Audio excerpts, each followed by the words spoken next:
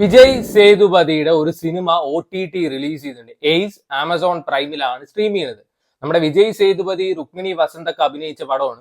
ഈ സിനിമയെ പറ്റിയിട്ടോ വിജയ് സേതുപതിയെ പറ്റി പറയുന്നതിന് മുമ്പ് ആദ്യം രുക്മിണി വസന്തിനെ പറ്റി പറയണം. ഈ സിനിമയുടെ ആദ്യത്തെ ഒരു 35 മിനിറ്റ് ഉണ്ട്.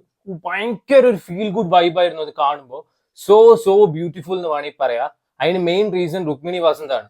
ആള് ചിരിച്ചു കഴിഞ്ഞു വെച്ചാൽ she will take you breath away എന്ന് പറയാം. നമ്മൾ സ്പീച്ച്ലെസ് മൊമെന്റ് ഇപ്പം എന്തു ഭംഗിയാ കാണാൻ അറിയോ. അഴക് ബൊമ്മ എന്നൊക്കെ നമുക്ക് പറയാം. അടിപൊളിയായിരുന്നു. ഈ വിജയ് സേതുപതിയും രുക്മിണി വസന്ത് തമ്മിലെ കോമ്പിനേഷൻ സീൻസ് ഒക്കെ ഉണ്ട്. നല്ല രസമായിരുന്നു.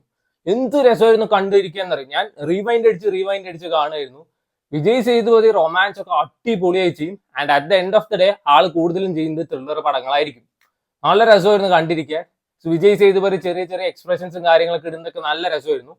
ഇതിലൊരു സീനുണ്ട്, ഇവര് റോട്ടിൽ വെച്ചിട്ട് ഹഗ് ചെയ്യുന്ന ഒരു സീനുണ്ട്.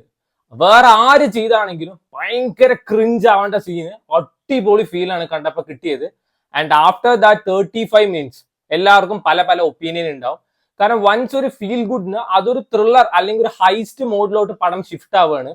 അവിടുന്ന് അങ്ങോട്ട് എനിക്കൊരു ആവറേജ് ഫീൽ മാത്രമേ കിട്ടിയിട്ടുള്ളൂ. ഇതിൽ യോഗി ബാബു ഉണ്ട്, അതേപോലെ തന്നെ വിജയ് സേതുപതി, രുക്മിണി വസന്ത്, നമ്മുടെ ദിവ്യ പിള്ള, ഇവരാണ് മെയിൻ റോൾ ചെയ്തിരിക്കുന്നത്. ആൻഡ് ഈ 4 പേര് അടിപൊളിയായിട്ട് തന്നെ പെർഫോം ചെയ്തിട്ടുണ്ട്.